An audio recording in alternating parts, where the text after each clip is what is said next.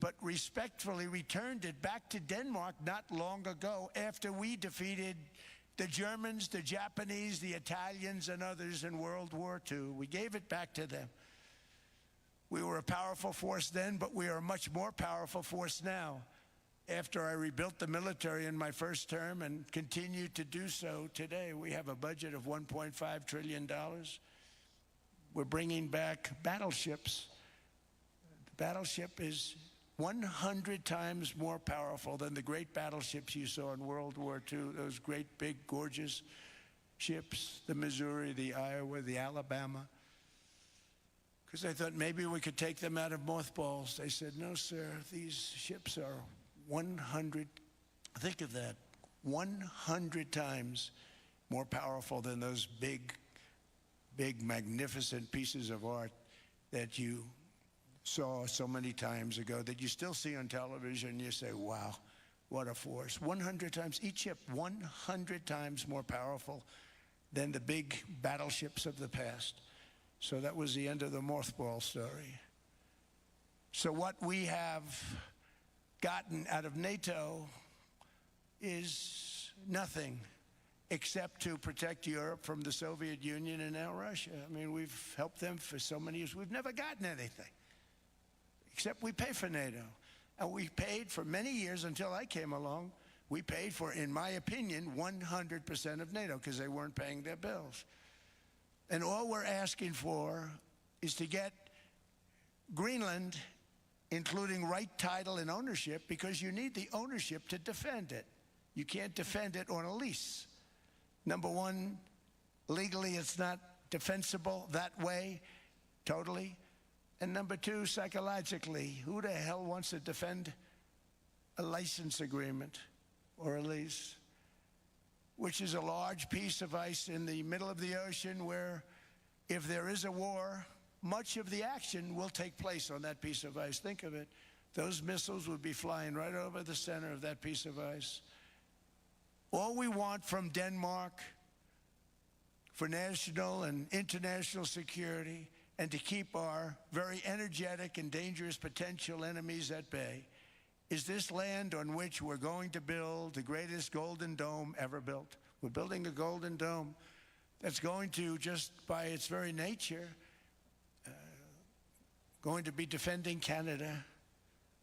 Canada gets a lot of freebies from us, by the way. They should be grateful also, but they're not. I watched your Prime Minister yesterday. He wasn't so grateful. But they should be grateful to us. Canada lives because of the United States. Remember that, Mark, the next time you make your statements. What we did for Israel was amazing, but that's nothing compared to what we have planned for the United States, Canada, and the rest of the world. We are going to build a dome like no other. We did it for Israel. And by the way, I told Bibi, stop taking credit for the dome. That's our technology. That's our stuff. But they had a lot of courage, and they were good fighters, and they did a good job, and we wiped out the Iran nuclear threat like nobody can believe. Nobody's ever seen anything like it. That, Venezuela, taking down Soleimani, wiping out al-Baghdadi when he tried to reinstitute ISIS. We did a lot. I did a lot of big things, all perfectly executed. Everyone was perfectly executed. Somebody told me that, a military expert told me, sir, everything you've done has been perfectly executed. I said, I know.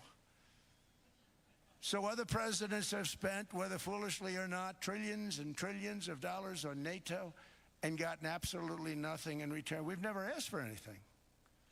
It's always a one-way street. Now they want us to help them with Ukraine. And we say, we're going to. I'm really helping, not even them. I want to see, last week, if you saw, it was 10,000 soldiers, but last month it was 31,000 soldiers died. 31,000. That's this room times, the number of people in this room times 30. Think of it. 30,000 soldiers died in 1 month. The month before it was 27,000. The month before that it was 28,000. The month before that it was 25,000. It's a bloodbath over there. And that's what I want to stop. It doesn't help the United States, but These are souls. These are young people. Look like you, look like some of you right in the front row. They go to war. Their parents are so proud. Oh, there he goes, comes back. 2 weeks later, they get a call. Your son's head's been blown off. I want to stop it. It's a horrible war. It's the worst since World War II. They keep going. They'll exceed World War II. The numbers are staggering, how many people they've lost. They don't want to talk about it. Ukraine and Russia lost just tremendous amounts. And I'm dealing with President Putin, and he wants to make a deal, I believe. I'm dealing with President Zelensky, and I think he wants to make a deal. I'm meeting him today. He might be in the audience right now. But they got to get that war stopped because too many people are dying, needlessly dying. Too many souls are being lost. It's the only reason I'm interested in doing it. But in doing it, I'm helping Europe, I'm helping NATO, and I've until the last few days when I told them about Iceland, they loved me. They called me daddy, right, last time. A very smart man said, he's our daddy. He's running it. I was like running it. I went from running it to being a terrible human being. But now what I'm asking for is a piece of ice, cold and poorly located, that can play a vital role in world peace and world protection. It's a very small ask compared to what we have given them for many, many decades. But the problem with NATO is that we'll be there for them 100%. But I'm not sure that they'd be there for us. If we gave them the call, gentlemen, we are being attacked. We're under attack by such and such a nation. I know them all very well. I'm not sure that they'd be there. I know we'd be there for them. I don't know that they'd be there for us. So with all of the money we expend, with all of the blood, sweat, and tears, I don't know that they'd be there for us. They're not there for us on Iceland, that I can tell you. I mean, our stock market took the first dip yesterday because of Iceland. So Iceland's already cost us a lot of money. But that dip is peanuts compared to what it's gone up. And we have an unbelievable future in that stock. That stock market is going to be doubled. We're going to hit 50,000, and that stock market's going to double in a relatively short period of time because of everything that's happening. But this is a good example. After giving NATO and European nations trillions and trillions of dollars in defense, they buy our weapons. We make the greatest weapons in the world, but now we're going to make them faster, much faster. You saw that. I put a cap on the salaries, and I put no buybacks, no stock buybacks, no various other things that they were doing. I mean, they were making $50 million, but it would take them 3 years to give you a Patriot missile. I said, that's not good. My chauffeur can do a better job than that, and he makes slightly less than 50. They make big salaries. If they're going to make those big salaries, they're going to have to produce a lot faster. The good news is we have the greatest equipment in the world. Now we're going to start making it a lot faster. They're going to build additional plants. And all of the money that goes into stock buybacks is going to go into building plants. We're not allowing stock buybacks by defense companies any longer. They're going to build new plants to make Tomahawks, Patriots. We have the best equipment, F-35s. F-47, the new one just coming out. They say it's the most devastating plane, fighter jet ever. Who knows? They called it 47. If I don't like it, I'm going to take the 47 off it. I wonder why they called it 47. We'll have to think about that. But if I don't like it, I'm going to take that 47 off. But it's supposed to be the Stage 6. It's supposed to be the first Stage 6 plane, undetectable, like our B-2 bombers were undetectable. They flew right over Iran. They were undetectable. And they did their job, and they got the hell out of there. So we want a piece of ice for world protection, and they won't give it. We've never asked for anything else, and we could have kept that piece of land, and we didn't. So they have a choice. You can say yes, and we will be very appreciative, or you can say no, and we will remember. A strong and secure America means a strong NATO, And that's one reason why I'm working every day to ensure our military is very powerful, our borders are very strong, and above all, our economy is strong because national security requires economic security and economic prosperity, and we have the greatest that we've ever had. Biden and his allies destroyed our economy and gave us perhaps the worst inflation in American history. They say 48 years, I say forever, but I think 48 years is the equivalent to forever. Whether it's 48 years or ever, it's terrible, costing the typical family $33,000. What they did to this country should never, ever be forgotten. It's early, but he has to be rated as the worst president we've ever had by far. The auto pen did much of the damage. The auto pen, he was the auto pen president, because I don't believe a sane president would have ever signed the kind of things that he signed. But now grocery prices, energy prices, airfares, mortgage rates, rent, and car payments are all coming down, and they're coming down fast. We inherited a mess, but we've done a hell of a job in 12 months. Under my most favored nation policy for drug prices, the cost of prescription drugs is coming down by up to 90%, depending on the way you calculate. You could also say 5, 6, 7, 800%. There are two ways of figuring that. But we have a favored nations policy that every president wanted, no president was able to get. I got it, and other nations approved it. And I had to use tariffs in order to get it because they said, no way. In other words, a pill that costs 10% in London costs $130. Think it costs $10 in London, costs $130 in New York or in Los Angeles. And I'd say, boy, that's bad. Friends of mine would say, you know, we go to London, you can buy the stuff for nothing. We go all over the world, we can buy it for nothing.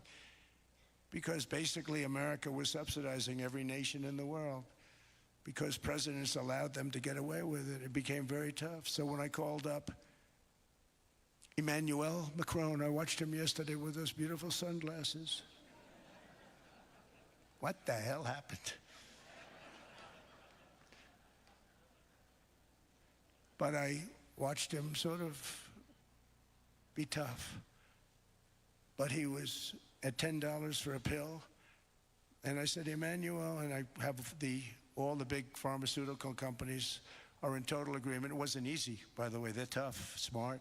They've been getting away with the scam for a long time. But they gave it up. But they said, you'll never get the countries to approve it. I said, why is that? Because they won't. They always said, we're not paying any more. Get the rest for the United States. So over the years, they stayed the same. We just went up, up, up. And I mean, we would pay 13, 14, 15 times more than certain countries would. So I said, no, they'll approve it 100%. Sir, you'll never get them to approve it. I said, I guarantee you. But I actually started with Emmanuel, who probably is in the room too. And I like him. I actually like him. Hard to believe, isn't it? And I said, Emmanuel, you're going to have to lift the price of that pill to $20, maybe $30. Think of that. That means it's a doubling of prescription drugs. Might be a tripling, might be a quadrupling. It's not easy. No, no, no, Donald, I will not do that. I said, yes, you will, 100%. He said, no, no, no. You're asking me to double. I said, Emmanuel, you've been taking advantage of the United States for 30 years with prescription drugs. You really should do it, and you will do it. I have no doubt. In fact, I am 100% sure you're going to. No, no, no, I will not do it. Because he has to, in all fairness to him, he has to double or triple. Because the world being a bigger place than the United States, it's not that you meet in the middle. You just have to go up some, and we come down a lot. They go up a little, we come down a lot. So we're at $130, they're at 10. So they may have to go to 20 or 30. No more than that. I said, Emmanuel, you're going to be doubling or tripling? No, no, no. I said, here's the story, Emmanuel. The answer is you're going to do it fast. And if you don't, I'm putting a 25% tariff on everything that you sell into the United States and a 100% tariff on your wines and champagnes. And that's about 10 times more than what I'm requesting. And you're going to do it. I don't want to go public with it, but you may make me do that. No, no, Donald, I will do it. I will do it. It took me, on average, 3 minutes a country, saying the same thing. You will do it. They all said, no, no, no, I will not do it. You're asking me to double the cost of prescription. I said, that's right, because you've been screwing us for 30 years. And they said, we will not do it. I said, that's all right. On Monday morning, we're putting a 25, 30, 50. I gave different numbers for different countries. This is also national security we're talking about. Not fair. We're not going to subsidize the whole world. And every one of those countries have agreed to do it. So one of the biggest things that I've done is the fact that we have now most favored nation. We will pay whatever the lowest price is in the entire world. So our drug prices are going to be coming down by staggering 90%. Again, you could say 1,000%, 2,000%. Depends on the way you want to figure it, but we'll go with the way the fake news likes it better because it sounds, can you imagine a 90% reduction sounds much worse. But drug prices are going to be coming down tremendously in all the nations, and I appreciate them doing it, but they did it. In all fairness, without tariffs, I wouldn't have been able to get it done. After declining $3,000 under Biden, real incomes are up in the United States by $2,000, $3,000, and even $5,000 and more. Home ownership has always been a symbol of health and vigor of American society, but that goal fell out of reach for millions and millions of people in the Biden era because interest rates went up so high. Today, I'm taking action to bring back this bedrock of the American dream. In recent years, Wall Street giants and institutional investment firms, many of you are here, many of you are good friends of mine, many of you are supporters. Sorry to do this to you, I'm so sorry. But you've driven up housing prices by purchasing hundreds of thousands of single-family homes, and it's been a great investment for them. Often as much as 10% of houses on the market. You know, the crazy thing is a person can't get depreciation on a house, but when a corporation buys it, they get depreciation. Okay, that's something we're going to have to think about too. I don't know if too many people think about that. You buy a corporation, they buy 500 houses. They buy hundreds of thousands. They buy 500 houses. They can take depreciation. A person sweats and works and buys one house, they can't.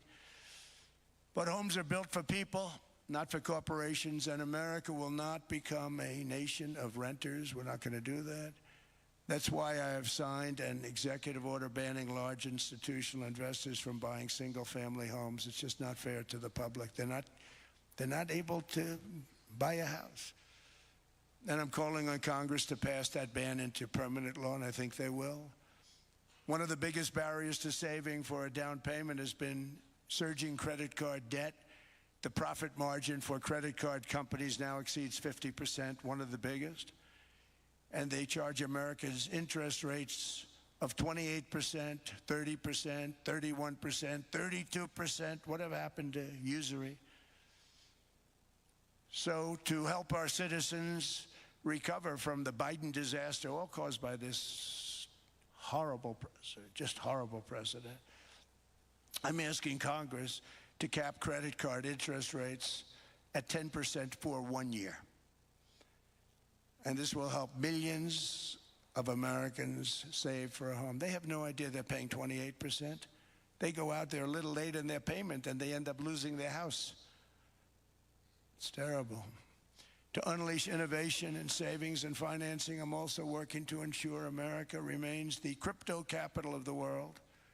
And to that end, last year I signed the landmark Genius Act into law. Now Congress is working very hard on crypto market structure legislation, Bitcoin, all of them, which I hope to sign very soon, unlocking new pathways for Americans to reach financial freedom. And I did it for two reasons. Number one, I thought it was politically good, and it was. I got tremendous political support. But more importantly, China wanted that market too. It's just like they want the AI. And we've got that market, I think, pretty well locked up. If I didn't do it, you know, Biden was totally against it until before the election when they realized that, you know, there were millions of people voting against him over crypto. And all of a sudden, they loved it very much, but it was too late. They blew it. But it is politically popular, but it's much more importantly, we have to make it so that China doesn't get the hold of it. And once they have that hold, we're not going to be able to get it back. So I'm honored to have done it. Finally, I've instructed government-backed institutions to purchase up to $200 billion in mortgage bonds to bring down interest rates. And I'll be announcing a new Fed chairman in the not-too-distant future. I think he'll do a very good job. See, I gave away some of it. He did give that away. So we have something, got something, but somebody that's very respected. They're all respected. They're all great. Everyone that I interviewed is great. Everyone could do, I think, a fantastic job. Problem is they change once they get the job. They do. You know, they're saying everything I want to hear, and then they get the job. They're locked in for 6 years. They get the job, and all of a sudden, let's raise rates a little bit. I call them, sir, we'd rather not talk about this. It's amazing how people change once they have the job, but it's too bad. Sort of disloyalty, but they got to do what they think is right. We have a terrible chairman right now. Jerome, too late Powell. He's always too late. And he's very late with interest rates, except before the election, he was just fine for the other side. So we're going to have somebody that's great, and we hope he does the right job. Last week, the average 30-year mortgage rate dropped below 6% for the first time in many years. Another major factor in driving up housing costs was the mass invasion of our borders. And I have to say one thing about housing, because nobody ever says this. I am very protective of people that already own a house, of which we have millions and millions and millions. And because we have had such a good run, the house values have gone up tremendously.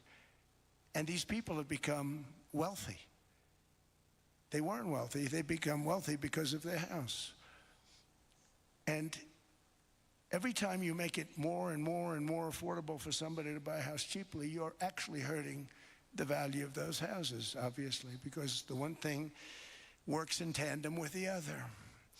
And I don't want to do anything that's going to hurt the value of people that own a house who, for the first time in their lives, are walking around the streets of whatever city they're in, very proud that their house is worth $500,000, $600,000, $700,000.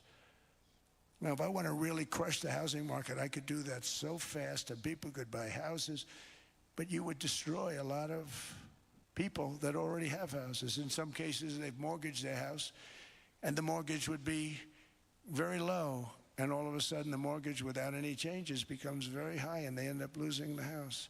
I'm not going to hurt, and I speak with Scott, who's doing a fantastic job, and Howard, who's doing a fantastic job, and all of my people. And I always say, look, you know, I can crush the hell out of the market. We can drop interest rates to a level, and that's one thing we do want to do. That's natural. That's good for everybody. You know, the dropping of the interest rates, we should be paying a much lower interest rate than we are. We should be paying the lowest interest rate of any country in the world, because without the United States, you don't have a country.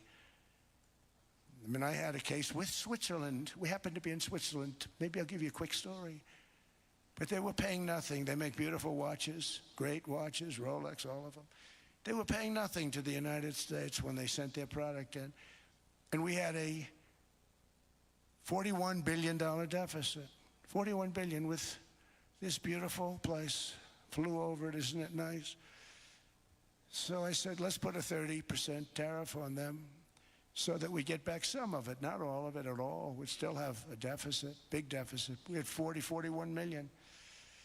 That's a big deficit. And I said, let's put a tariff on.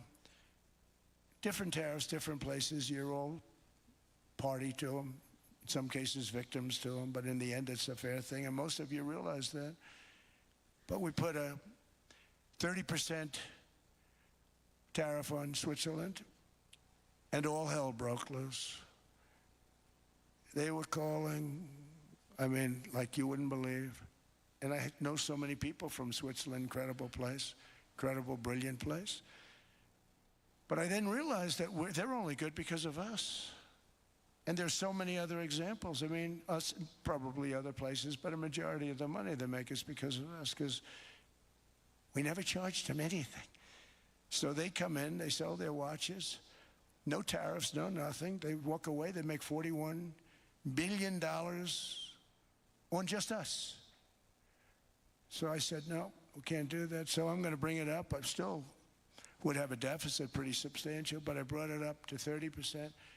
And I guess Prime Minister, I don't think President, I think Prime Minister called a woman, and she was very repetitive. She said, no, no, no, you cannot do that, 30%. You cannot do that. We are a small, small country. I said, yeah, but you have a big, big deficit. You may be small, but you have a bigger deficit than big countries. He said, no, no, no, please, you cannot do it. Kept saying the same thing over and over. We are a small country. I said, but you're a big country in terms of, and she just rubbed me the wrong way, I'll be honest with you. And I said, all right, thank you, ma'am, appreciate it. Do not do this. Thank you very much, ma'am. And I made it 39%. And then all hell really broke out. And I was paid visits by everybody. Rolex came to see me. They all came to see me. But I realized, and I reduced it, because I don't want to hurt people. I don't want to hurt them. And we brought it down to a, lower level. Doesn't mean it's not going up. But we brought it down to a lower level. But they pay now, tariff. But I realized that we have many places like that where they're making a fortune because of the United States. Without the United States, they wouldn't be making anything. Think of it. Switzerland made $41 billion on us. And as she said, it's a small place. And I realized with that, I don't know, because she was so aggressive. And I realized in that conversation that the United States is keeping the whole world afloat.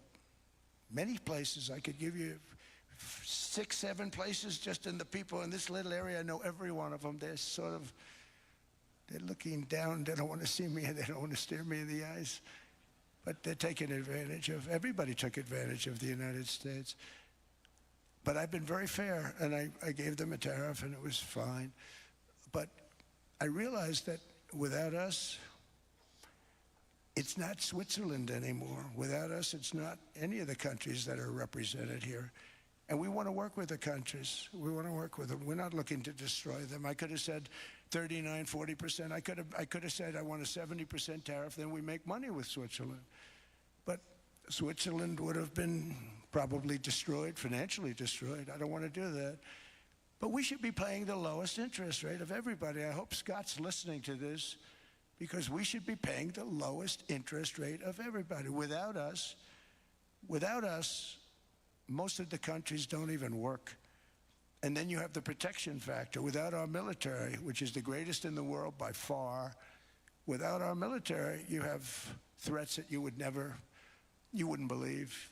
You wouldn't believe. You don't have threats because of us, and that's because of NATO. One other thing, and I have to say it so importantly, in the old days, and I used to say I'm the youngest in the room. Now I'm among the older. I hate to say it. I don't feel old, but I'm among the older. But I remember not long ago, 20, 25 years ago, when good news came out about, let's say, the United States. The United States had a great quarter. The United States had a great month. All the stocks went up. And that's the way it's supposed to be. Now when they say the United States had a record quarter, it's unbelievable how well it's doing, all the stocks crash because they say, oh no, inflation, they're going to raise interest rates. And they do. Some of these stupid people like Powell, they raise interest rates. And what they do is they stop you from being successful. It used to be when we had a great quarter, a great month, great earnings, great anything, any good news, the stock market went up. That's the way it's going to be. We got to do that again, because that's the way it should be. Now when we have a great month, they want to kill it. Like we did over 5%. People were surprised. We should do 20%. We could do 25%. When we announce good numbers, and the reason is they're so petrified of inflation. And growth doesn't mean inflation. We've had tremendous growth with very low inflation. In fact, growth can fight inflation, proper growth. So we want to get back to the days when we announce great numbers, because we're going to be announcing phenomenal. You know, all these factories that are being built at record, thousands of businesses are being built right now. Remember, $18 trillion is invested. I think the second number is 3, and that was China many years ago. Investments in the country from outside. 18 trillion, nobody's ever seen. And that's money coming in and building things, factories. Thousands of businesses are being built, thousands. Hundreds of big factories, car plants are moving back to the United States. They're coming in from Canada, they're coming in from Mexico, from Japan. Japan's coming in and building plants here in order to avoid tariffs. They're coming in from China, they're coming in from all over the world. We have more plants being built now, car plants, than we've ever had built, even in the heyday from the 1940s and 50s. And they're bigger. They don't use renovations anymore where they take an old plant, they rip it down, they build a brand new plant, super modern plant. But it's happening at levels that nobody's ever seen. In 2024, the U.S. built less than 2 million new homes, but Biden admitted more than 8 million new migrants. And those days are over. In 2025, for the first time in 50 years, the United States had reverse migration. Boy, that was nice.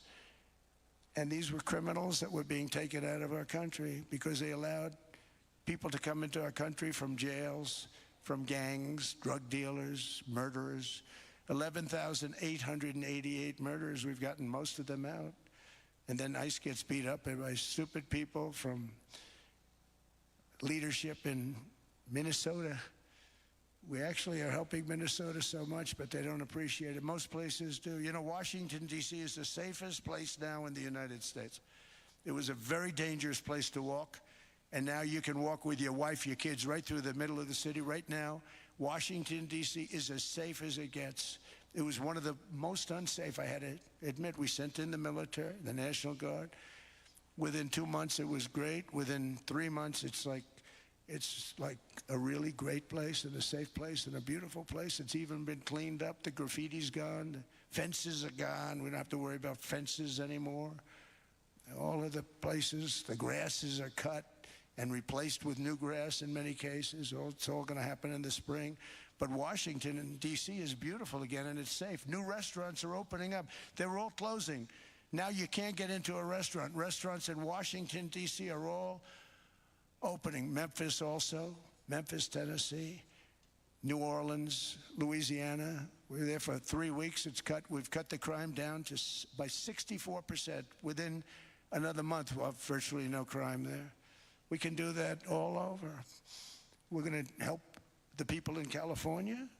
We want to have no crime. I know Gavin was here. I used to get along so great with Gavin when I was president. Gavin's a good guy. And we're going to, if he needed it, I would do it in a heartbeat. I'd love to see. We did help them a lot in Los Angeles, a lot with the early in my term when they had some problems. But we would love to do it. I will say this, if I were a Democrat governor or whatever, I would call up Trump. I'd say, come on in, make us look good. Because we're cutting crime down to nothing. And we're taking people out, career criminals, who are only going to do bad things, and we're bringing them back to their countries. But where we've done it, it's been amazing. And we have a capacity to do it at much greater levels. We're cutting illegal aliens off welfare and other government benefits, and I have directed that starting immediately, there will be no more payments to sanctuary cities, because they are really just sanctuaries for criminals. They're really protecting criminals, and those are the ones we have to get out of the country. Murderers, drug dealers, the mentally insane. They emptied their mental institutions into the United States. And despite that, we have the lowest crime numbers that we've ever had in the history of the country. Just came out. But equally importantly, we're cracking down on more than $19 billion in fraud that was stolen by Somalian bandits. Can you believe that Somalian? They turned out to be higher IQ than we thought. I always say these are low IQ people. How did they go into Minnesota and steal all that money? And we have, you know, they're pirates. They're good pirates, right? But we shoot them out of the water just like we shoot the drug boats out. They're not pirating too many boats lately, do you notice? when they go out into those boats, they want to take over a $1.5 billion tanker loaded up with oil, and they say, we're going to blow up your boat. They have powerful weapons. You hit the side of the boat, you blow the whole thing up. The insurance companies are petrified, so they say, just give them the boat. We'll give them money instead. And I don't do that. We blow them right the hell out of the water. We see them going out, we blow them out of the water. We don't have any pirates so much anymore. If we do, they won't be there long. We've cut down with the hitting of the boats that are loaded up with drugs, including submarines. Can you believe they actually buy small, they call them mini subs, very fast. They're meant for drugs. We've knocked out 2 of them. The Democrats say they were fishing. You have ruined somebody's fishing weekend, I would say. A submarine is not a fishing boat. You don't fish. But we've knocked down drugs by water, the oceans, the sea, by 97.2%. Think of that. And I actually say, who the hell are the 3%? Because I would not want to be piloting one of those boats. We knocked them down, and now we're going to start on land. We're going to knock it all out. The land is the easy part. What we did on sea is incredible, and that's our great military. The situation in Minnesota reminds us that the West cannot mass import foreign cultures, which have failed to ever build a successful society of their own. I mean, we're taking people from Somalia, and Somalia is a failed, it's not a nation. Got no government, got no police, got no military, got no nothing. And then we have this fake congressperson who they just reported is worth $30 million. You believe this? Ilhan Omar, talking about the Constitution provides me. She comes from a country that's not a country, and she's telling us how to run America. Not going to get away with it much longer, let me tell you. The explosion of prosperity and conclusion and progress that built the West did not come from our tax codes. It ultimately came from our very special culture. This is the precious inheritance that America and Europe have in common. We share it. We share it, but we have to keep it strong. We have to become stronger, more successful, and more prosperous than ever. We have to defend that culture and rediscover the spirit that lifted the West from the depths of the Dark Ages to the pinnacle of human achievement.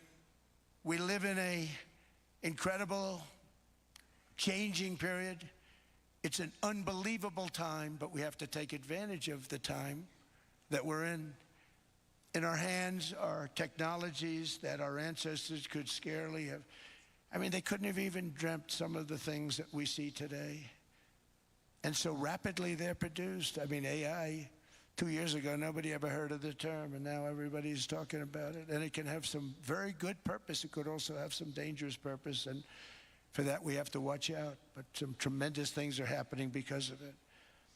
And we're leading by so much. We're doing so well.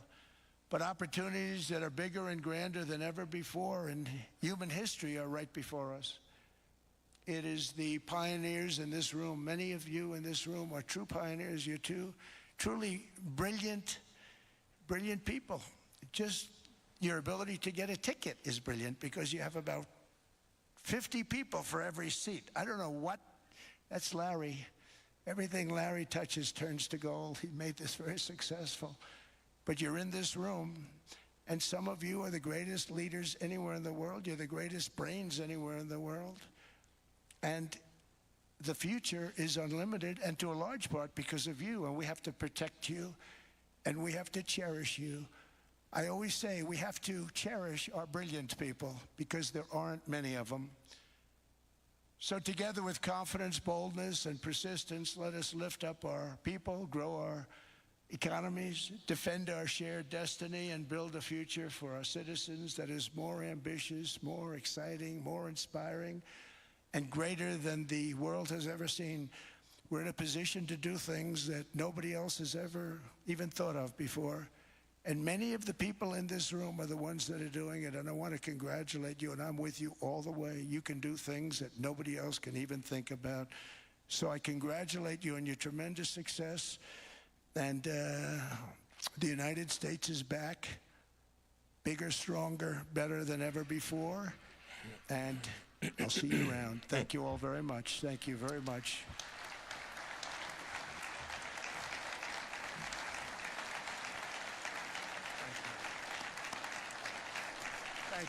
Long discours du président de la République, Monsieur Donald Trump, qui était lui-même gagné un podium non, et qui, Chita Kounyala, qui pral répondre à question un journaliste qui est présent dans le cadre de débat ça, on a quitté avec lui toujours, nous pas prendre écran pour nous. Nous quitté avec le chef de l'État américain qui a répondu à certaines questions sur le réseau pour la PSTARS radio et télévision. Nous saluons un paquet de amis qui sont ensemble avec nous là. Maïso Israël Paul, bonjour. Depuis Haïti, ça fait nous un peu le plaisir, serviteur, pour avec nous. Nous dit également un gros bonjour à Sœur Hibernal. Merci en pile. Et qui toujours ensemble avec nous. Comme toujours, les pages, j'aime pas là. Et Maïso, ça fait nous vraiment un pile plaisir que nous gagnons avec nous. Salut mon Haïti pour nous. Nous connaissons qui travaille, qui va faire un du dans le pays ça. Et pour PSTARS, et également pour Musique au Petit Réveil, c'est un représentant et institution ça. Entendez l'autre déclaration avec le chef d'État américain Donald Trump, puisque nous avons retourné pour nous faire des commentaires pour nous présenter un résumé de ensemble de déclarations du chef d'État américain. C'est un des que nous avons préparé nous pour une circonstance, nous avons quitté avec nous. But I heard the word pandemic, and I had a poll come out that was so strong just prior to that, and I was with the two best pollsters, McLaughlin and Fabrizio, and they said, sir, George Washington and Abraham Lincoln, if they came back and ran as president and vice president, they couldn't beat you. And then what happened is the following day, I was told to stay tuned because there's something really bad happening in China. There are bodies laying all over Wuhan, right around that certain building that we talk about. I always said it came from Wuhan. It did come from Wuhan. And they were body bags. We saw it by satellite. And they said, there are strange things happening in China. And so it began. And we ended up with the COVID, and the whole world suffered. We did a phenomenal job. I don't think we got the credit we deserved. We did something that Operation Warp Speed, which some people say was one of the greatest military feats ever. We did a great job. Used our military, used a lot of people. But sometimes you get hit with things, nothing you can do. You get hit with things like that unexpectedly. And we got through it. And when I left, the stock market was higher than it was previous to the COVID coming up. And that was, I called it a great achievement. But things happen. Bad things happen. The things that we can stop are wars if we're smart. That we can stop. Those are a matter of being intelligent and having intelligent people on the other side. Because wars are the worst of all. Wars are worse than anything. But we can stop wars because that's sort of up to us. But things like dust flying in the air, wherever COVID comes from or whatever comes, sometimes you have to be a little bit lucky. But we are poised to have an economy like no other, not only in this country, but anywhere. And you know, when you hear the kind of numbers that, I can tell you that Scott Bessent was with me the other day, and he's looking at numbers. He said, I can't. And that's all he's done his whole life, pretty much your whole life. Scott, you weren't going to be a football player, I don't think. Scott was not that great at football, but he was always good at numbers, right? And he was looking at numbers. He said, I've never seen anything like this. We're poised to do things that no other country's ever done. And, you know, luck, I hate to say it, but we need a little luck. We don't want to get hit by something that nobody could have thought. Whoever thought we were going to hit by a pandemic? You know, when I heard the word pandemic, I said, oh, that's an ancient problem. World War I, they lost 100 million people. It actually ended World War I. A lot of people don't know. The Spanish flu in World War I ended the war because all the soldiers were sick. The soldiers were so sick on both sides. And that war was raging, and they were all dying from the Spanish flu. They were sick as dogs. They couldn't fight. So, you know, you don't know how that would have turned out. But so we do, I mean, subject to that, and I always have to put a caveat in for it, but we're poised to have the greatest growth of any large country, I think any country that there's been. When you look at what's happening in the United States, it's really amazing. Thank you. One thing that maybe keeps you up at night, I know you don't sleep that much anyway, Mr. President, is the debt. The U.S. debt is high, is now the biggest expenditure on your budget. How to get out of that impasse? Well, the big thing is growth. I mean, growth is the way. If we grow like this, we go from having at 37 trillion dollars, we go from having high debt to low debt. But we also are cutting expenses, you know, the old-fashioned way. We have extraordinary growth. I think we're going to be growing our way out. I think we're going to be paying off debt. We're taking in tremendous money from tariffs fairly. And again, I'm using them judiciously. You know, Switzerland's a case study. I could have gotten much more. I could have asked for much more.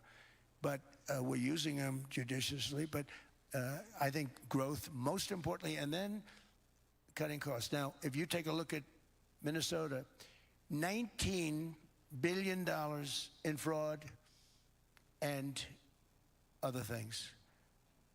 People going to airports, they came into the country, they don't have 10 cents, and they're leaving with hundreds of thousands of cash in their bags. When we get to that, and our DOJ, Pam, and Todd, and all the here, I can tell you, Scott Bessent is working on that. It's a priority, right? You have your whole team. We're in there looking for where this money is coming from, how much it is. It could be more than $19 billion. Can you believe that? That's just one state. If we were able to cut out 50% of the fraud, 50%, and we should be able to do better than that, we would have a balanced budget without having to talk about even growth. So we have a lot of options, but we're working very hard on that. That's a big deal. It's not just the protests, the fake protests done by agitators and, you know, professional insurrectionists. That's what they are. They're professional troublemakers. But we are looking very strong at the money too in Minnesota and other places. I think, Mr. President, also the $500 billion invested in artificial intelligence and the frontier technologies last year also were driving growth exponentially in the U.S. Well, AI has been a big factor. AI is massive. I mean, Mark Zuckerberg showed me a plant where he put it over a map of Manhattan, and it was basically the size of Manhattan. This is not, I said, you got to be kidding.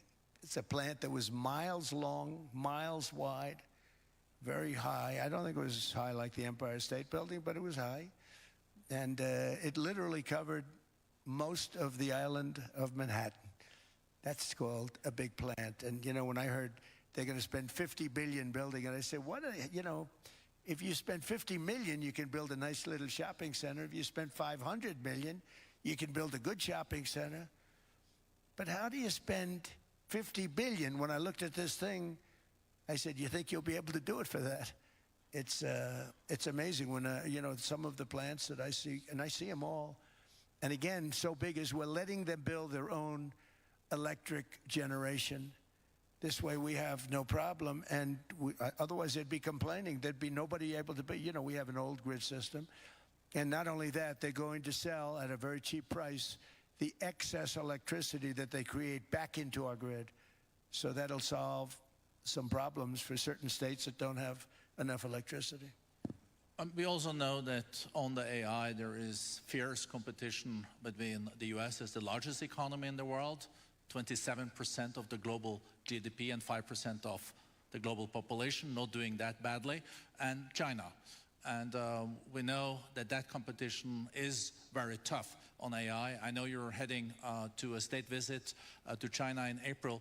How do you see the US-China relationship moving forward? Are you able to combine this tough competition with also collaboration? So I've always had a very good relationship with President Xi and with President Putin. Talk about, you know, the larger powers. But I've always had a very good relationship with President Xi of China. He's an incredible man. What he's done is amazing. He's highly respected by everybody. And I do now. I mean, now I have good. It was very severely interrupted by COVID. I used to call it the China virus, but he said, do you think you could use a different name? And I decided to do that because why should we have a problem over that? But I would do that, and they were a true diplomat, huh? I became a diplomat for the first time. Well, you know who taught me that? Marco Rubio.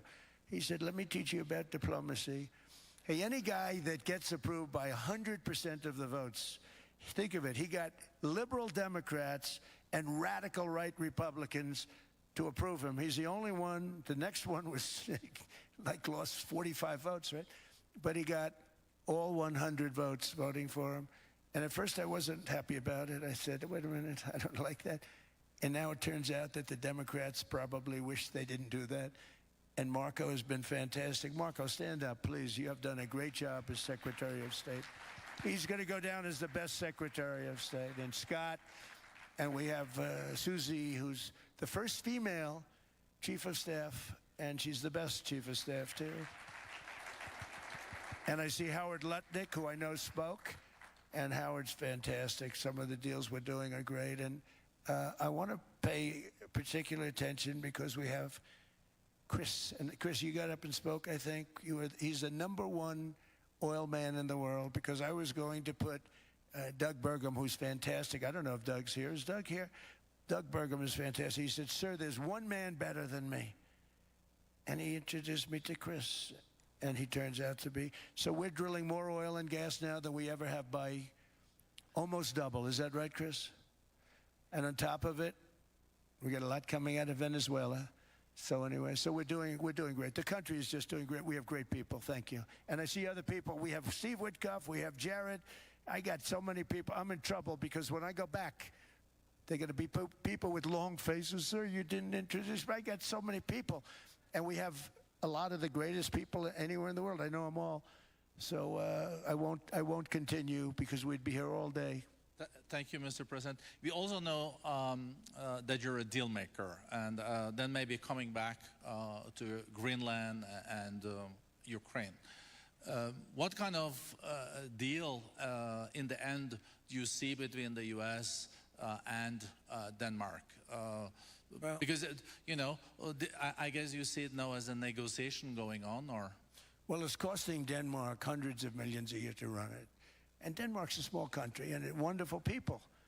But, you know, it's very expensive. It's a very big piece of ice. And it's very important. I mean, I don't want to repeat the speech, but it's very important that we use that for national and international security.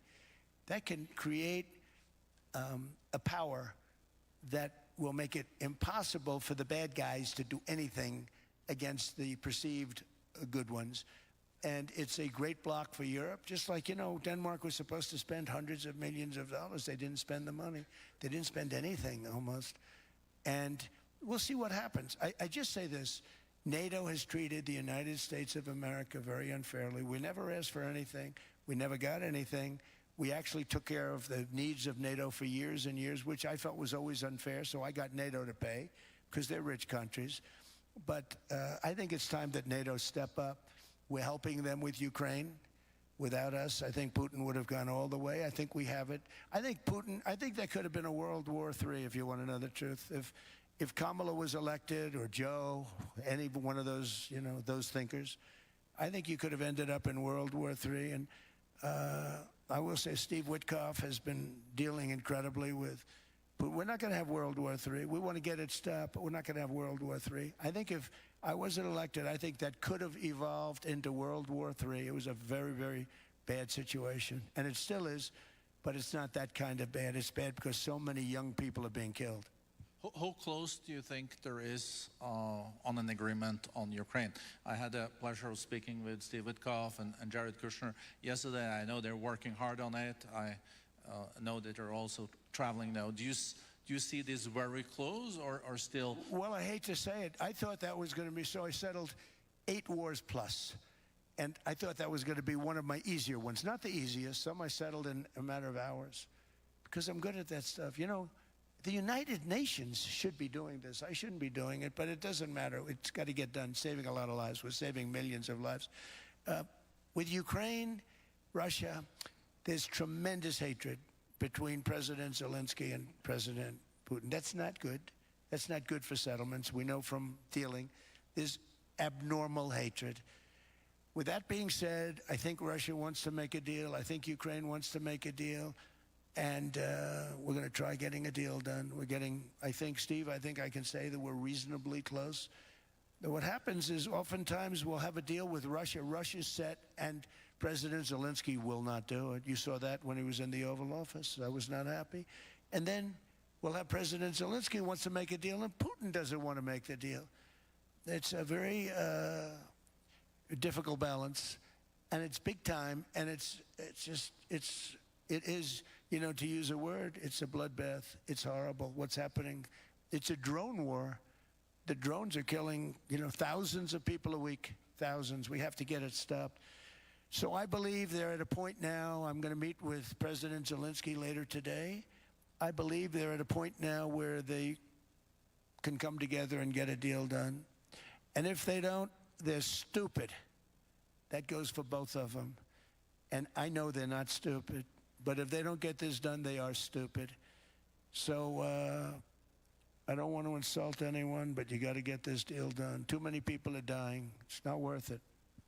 President Sisi is sitting on the first row here. He spoke earlier today and also complimented you on the Gaza deal. I think there will be a signing tomorrow. Of course, there are different views on this, but how important do you think this signing is on the Board of Peace? And do you think this is going to sustain? Do you think we now will see Gaza reconstructed and billions of US dollars invested?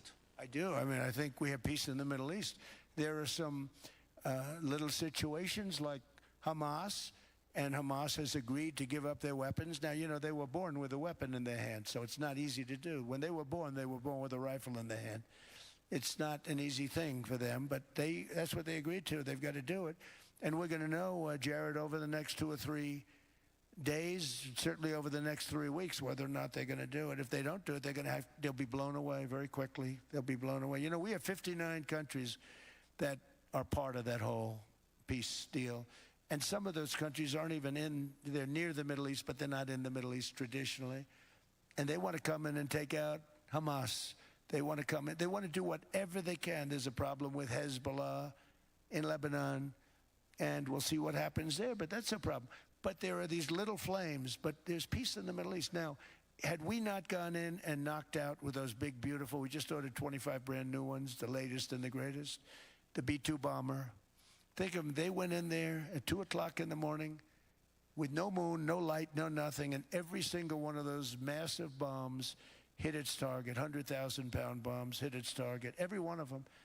And then on top of it, from a submarine 300 miles away, we hit the sites with tomahawks, which is an unbelievable weapon. So, you know, we did our job. If we didn't do that, you would have never had peace in the Middle East. And the countries like Saudi Arabia, UAE, and Qatar could never have, and others could never have signed anything because you would have had this dark cloud, and the dark cloud was Iran with nuclear. Iran would, if we didn't take them out, they would have had a nuclear weapon within 2 months. They were very close to having the nuclear weapon, and we hit them hard. And it was a total obliteration. If they may try again, but they're going to have to try from a different area because that area was obliterated. Incredible thing we did. And because we did that, we were able to make peace. If we didn't do that, I would say, Jared and Steve, if we didn't do that, there was no chance of making peace because the countries I just named and other countries could have never signed off. They were afraid. They were afraid. We had a bully. The bully was Iran, the bully of the Middle East. They used to call it for years. They were the bully of the Middle East. They're not the bully of the Middle East anymore. Mr. President, I know you even had to change plane last night, so I guess you didn't have much sleep, but I think you're... but your energy is still there. I know you have several bilateral meetings. I know you're also hosting a reception. So thank you so much for coming back to Davos. Thank you so much. It's highly appreciated. Well, thank you very much. Thank you, everybody, very much.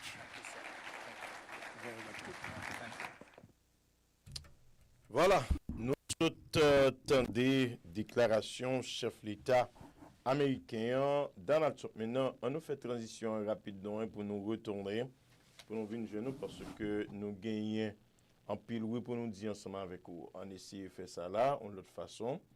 Ok, donc vous connaissez comment que nous-mêmes nous travaillons, pas vrai? Vous connaissez ça? Donc nous obligés aller rapide là pour que nous capables porter baou reste actualité hein, pas vrai sur réseau pour la PSTARS radio et télévision. Oui. Nous sommes en pile oui là. Nous sommes en pile. On essayer de regarder pour nous comment que nous capables de catch up si vous voulez que nous disions comme ça. D'abord, on nous remercie une équipe monnaie qui c'est deux supporters inconditionnels. C'est deux travailleurs pour l'avancement du réseau PSTARS radio et télévision. C'est deux personnes qui pas jamais pas là. C'est deux personnes qui a travaillé de façon par un niveau par eux pour aider que nous avancer. Maintenant, comme on te dit nous n'a pas essayé aussi capable résumer pour parce que nous avons pile note. Nous avons pile note. Merci à Maïso Israël Paul depuis Haïti, serviteur, bon travail. Ou qu'on est que nous toujours pensé avec nous toujours remercier également pour le support que vous portez by PSTARS depuis Haïti, travail que vous fait. Li fait nous un pile plaisir et comme on connaît que nous avons prêché l'évangile là ensemble, nous demandons de serviteur pour Kembe là et que si elle là lui-même il va payer la récompense pour le travail que vous fait. Madame Marcelin Jésus là également, nous remercions infiniment publiquement pour le support, pour le travail que vous faites ici à travers les réseaux PSTARS radio et télévision. Frère Charlie, Chez Bernal, comme toujours, Mounsao, il pas jamais pas là, il a pu aider dans le niveau par please, continuez faire ça, continuez aider, continuez share maintenant, partager avec l'autre monde, inviter l'autre monde pour venir membre, famille pour venir membre réseau, vous connaissez façon et que nous capables de grandir davantage parce que auditeurs, auditrices branchés, il va venir l'autre façon que monde qui parlait du travail que vous faites, de l'importance du travail qui fait là, qui fait que vous même Dieu pour aller chercher qu'on est et puis possible sponsor il y a venu ou bien sponsor confirmé officiel il y a venu lorsque vous regardez ouais quantité monde qui peut suivre quantité monde qui follow c'est comme ça et que radio et télévision ils vivent particulièrement et que nous même nous connaissons nous pas mendiants nous pas chita mendier monde nous pas fait ça nous travaillons avec moyens que ciel là-bas nous puis check que nous gagnons connaissance pour que nous kembe réseau ça en fonction pour que nous kembe la travail pour donc nous remercier Silao qui encore a pu travailler avec nous dans ce sens ça. Bon, nous essayer rapide de pour Silao qui pas parler anglais qui pas comprendre ce qui t'a passé là pour Silao qui branché qui besoin comprendre mieux et un long discours comme nous dit déjà du chef de l'État américain Donald Trump qui pas hésité tout au début de son intervention pour le manier sérieusement ancien président Joe Biden que vous connaissez les qualifié de tout ça que il gagné comme peut-être que le cas mettait pour lui adjectif qualificatif que le cas utilisé pour lui donc c'est Donald Trump qui t'a parlé du côté de Davos du côté de la Suisse dans le cadre du sommet économique ça qui réunit certains ou bien plus grands pays développés à travers la planète Terre.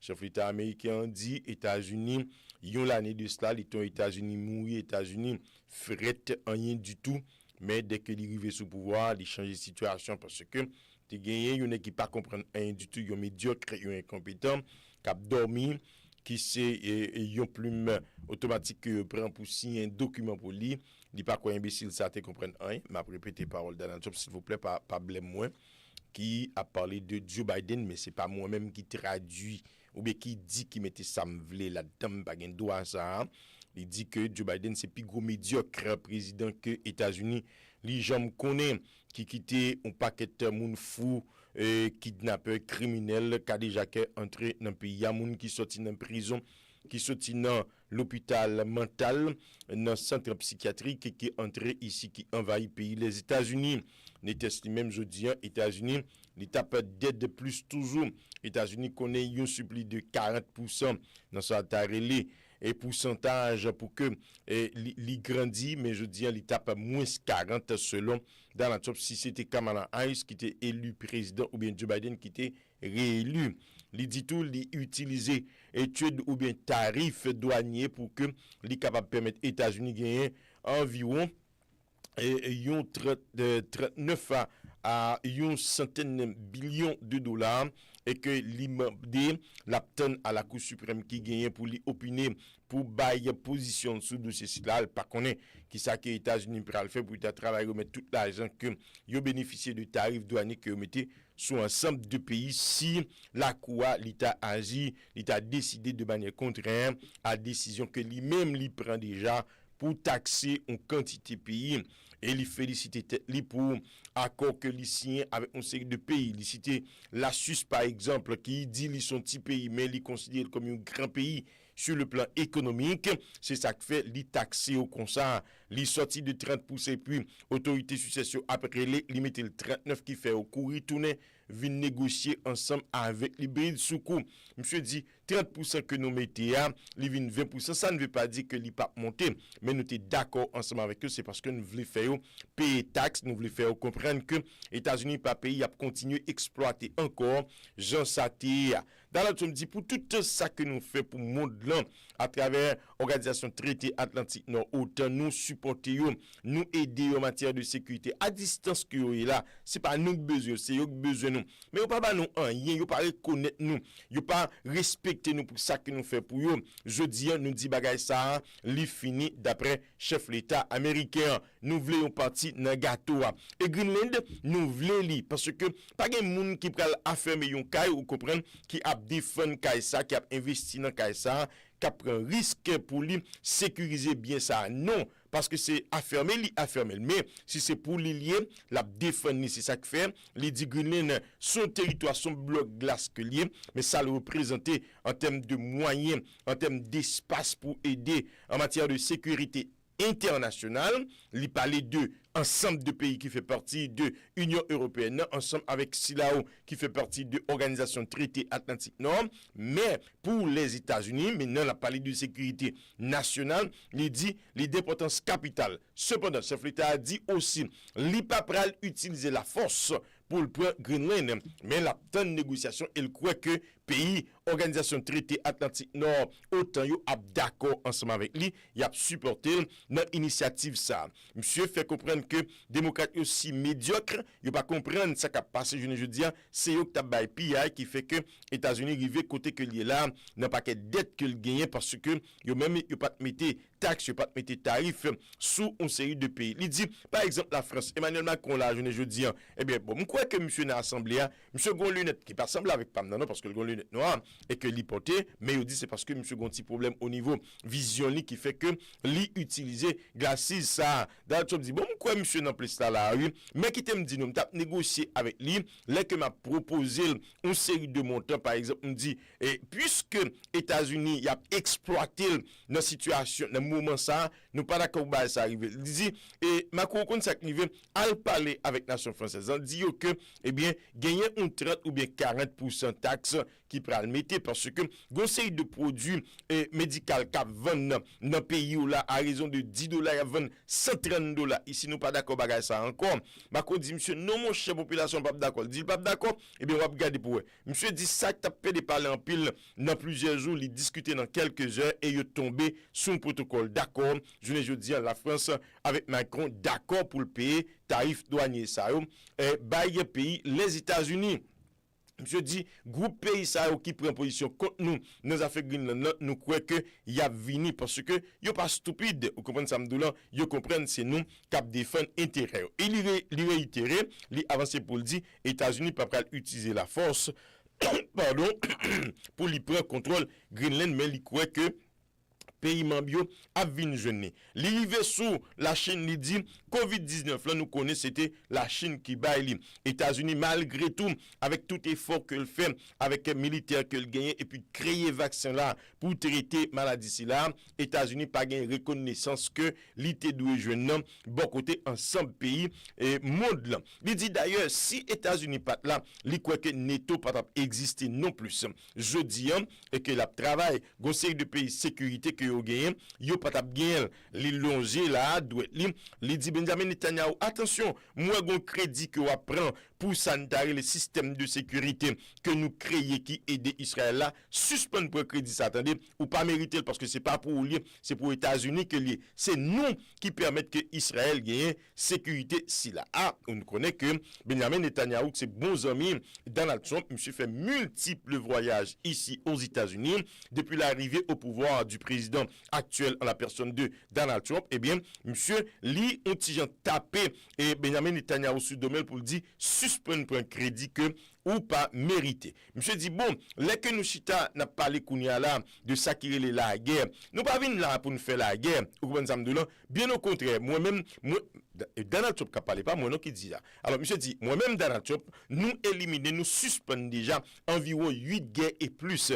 Mais je dis ça qui a passé entre Ukraine ensemble avec la Russie, bagay ça bail tête chargée. Nous croyons que c'est un bagay qui doit finir. Paquet moun k'ap mourir, li pas normal. Son guerre qui a fait avec drone. Nous-mêmes nous pas venir pour troisième guerre mondiale, mais nous croyons que si c'est et conquête Joe Biden qui était là, eh bien nous t'a privé dans troisième guerre mondiale. Monsieur dit nous mettre les non nous voulons balise du titre que nous voulons parce que moi-même m'bali tout n'apprend ça que nous voulons. Li pas important pour moi, nous connaissons qui est-ce que li. Monsieur dit bon, dans ce sens ça, jeudi on a parlé là, nous pensons que avec un voyage spécial que nous gagnons Steve Witkoff ensemble avec l'autre représentant, nous pas trop loin pour nous joindre une solution avec le problème Ukraine là aussi. Mais qui te me dit, nous pas vraiment que pièce pour nous dégâts, si que yo deux a pas arrivé entendre malgré haine qui gagne entre eux deux à une pour l'autre, malgré ça qui relève et sentiment haine que yo gagne entre eux deux à une pour l'autre, et bien si yo pas arrivé jeudi d'accord pour finir avec guerre ça, me considérer tous les deux c'est des stupides que yo. Me pas jouer mon nom mais qui te me dit encore, yo c'est deux stupides si jeudi yo pas décidé pour finir ensemble avec guerre si là. Dans notre passé prend un gouverneur état Minnesota, il dit que c'est cette qui pique corrompu ici aux États-Unis d'Amérique. Il parlait de 19 billions de dollars qui disparaissent dans fraude dans l'argent qui était décidé, qui était désigné alors pour aider population qui n'a besoin dans la cour Minnesota. Il dit ou pas ouais, gon paquet agitateur, un paquet professionnel qui a été trouble dans le pays. Moun sa yo paye yo mais c'est des professionnels qui yo paye yo pour faire ça faire. Mais comme nous-mêmes nous prenons disposition pour nous sécuriser cette là, bagay ça li pas continuer. Concernant Ilian Omar, nous tande qui sorti dans pays Somalie qui pas même gè gouvernement la caille Somalie. Je dis n'a parlé là. Somalie pas un gouvernement, bon zamdoulan et puis Ilian Omar comprenne que li ka vinn faire nous la loi dans pays non. Non, li pas trop loin pour nous mettre le dehors tout non. Ensemble avec tout l'autre corrompu qui sorti dans pays Somalie qui vini tout pauvre qui pas gen rien dans mais qui sorti en dedans aéroport nous avec un paquet l'argent dans poche sous en bas yeux sous présence point là bagay ça li pas continuer d'après ça et que dans le top il fait connaître monsieur avant cette petit craspil pour le dire ça qui concerne les diplomaties il félicite équipe qui était présente beaucoup télim li prend Marco Rubio il dit qu'a sorti comme plus gros diplomate que États-Unis les gens connaît plus gros secrétaire d'État que États-Unis j'aime bien d'ailleurs monsieur était tellement intelligent il fait tout 100 sénateurs en dedans congrès a voté le kounia démocrate regrette que te ba monsieur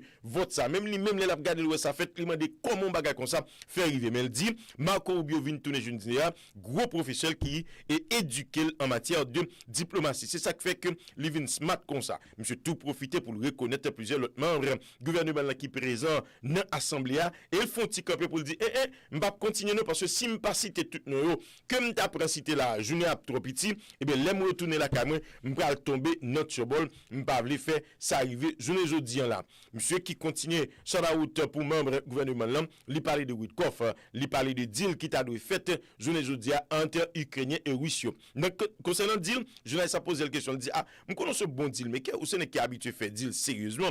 Comment est situation Ukraine là et Gaza même qui ça qu'a fait monsieur dit bon et que nous tout près là pour que nous capable repartir dans construction Gaza ou connaît que mais si Dieu le veut pour gagner signature protocole d'accord ça avec une série de monde qui déjà d'accord pour bailler $1 billion pour capable venir membre bod ça s'il vous plaît. Songez oui, c'est $1 billion que chaque monde qui peut payer qui veut venir membre bod là et que yo pral payer. D'ailleurs, il y a un petit conflit avec Emmanuel Macron qui pas d'accord pour la France venir membre Bodlan pour le tabac billion de dollars. Eh bien, Donald Trump déjà annoncé qu'il pourrait mettre 20 à 25% tarif douanier sur du vin qui a sorti dans le pays de la France parce que Macron a décidé pour ne pas venir membre Bodlan pour payer la France qui t'a donné billion de dollars si là. Donc demain, si Dieu le veut, nous va connaître et n'a présent PSTARS là pour continuer à informer qui monde qui fait partie de Bodsa que chef l'État américain pour le gain pour le dévoiler à hauteur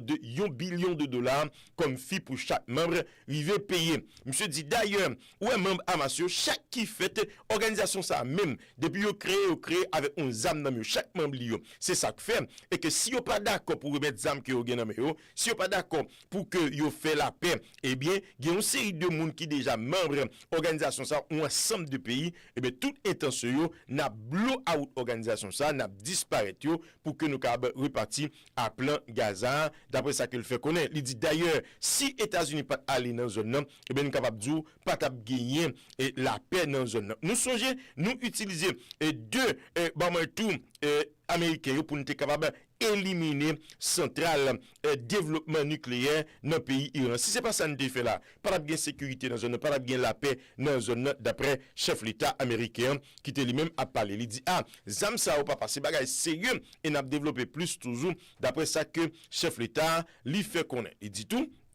et il était quoi que fini avec guerre entre Ukraine avec la Russie pardon. Monsieur dit il était pensé c'est bagage qui t'a plus facile pour lui mais je ne dis l'Iran ne compte comment que li difficile après tout ça que li éliminé déjà mais li blâme tous les deux partis tous les deux chefs l'État à savoir Zelensky. Monsieur rappelé et débat catastrophique qui était gagné désastreux qui était gagné dans Caille Blanche là entre lui-même ensemble avec le président ukrainien lorsque li dit Vladimir Poutine était d'accord pour te faire la paix, les Sahara, président ukrainien, il n'est pas d'accord. Lorsque Zelensky lui-même est d'accord sur son projet, eh bien, la Russie avec Poutine n'est pas d'accord. C'est ça qui fait, il parle de haine qui existait entre deux chefs d'État. Si là, qui je dis, bataille là, a pu continuer.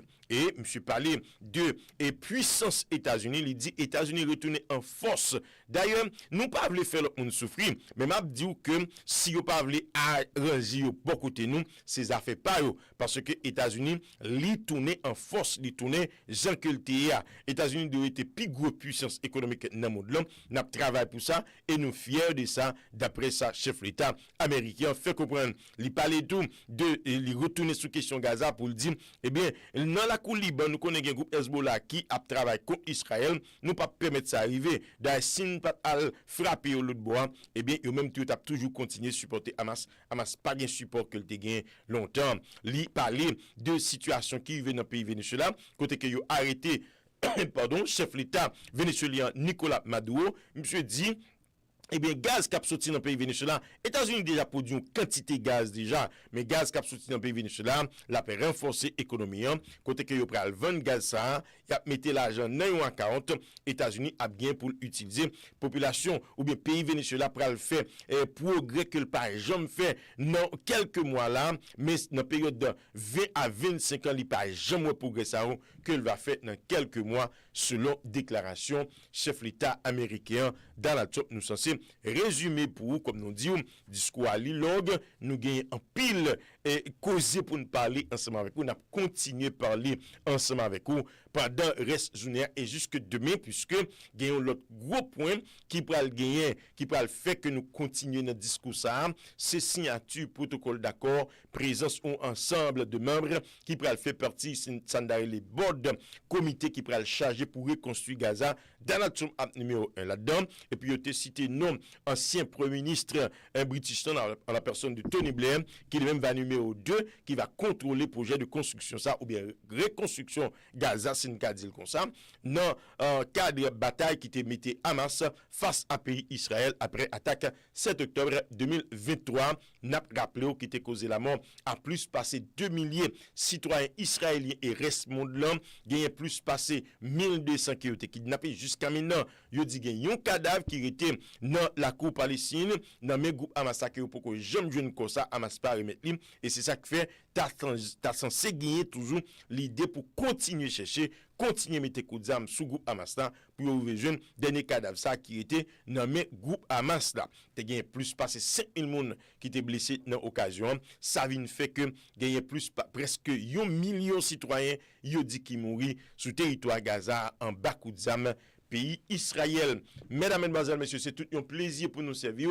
Nous espérons gagner l'autre intervention encore concernant la présence Donald Trump du côté de la Suisse, puisque M. gagné certaines rencontres aujourd'hui avec d'autres dirigeants qui sont présents dans le cadre assemblée là qui réunit les pays les plus développés sur le plan économique à travers la planète Terre, mais pas mal de questions abordées, questions de sécurité, développement économique et relations diplomatiques entre pays. Et c'est ça, votre PSTARS, radio et télévision. Nous te promettons de continuer à faire jusqu'à ce que le ciel dit assez. Eh bien, nous souhaitons passer alors une très bonne journée ensemble avec nous. C'est tout un plaisir que nous prenons pour nous saluer. Nous pouvons continuer encore à saluer et remercier Maestro Israël Paul depuis Haïti, serviteur. Bon Dieu béni. Nous saluons Bonne Charlie, nous saluons ce Hibernal, nous saluons Madame Marcelin Jésus là, qui est toujours ensemble avec nous. Équipe solide sur le réseau PSTARS, radio et télévision. Nous faisons la différence. PSTARS, radio.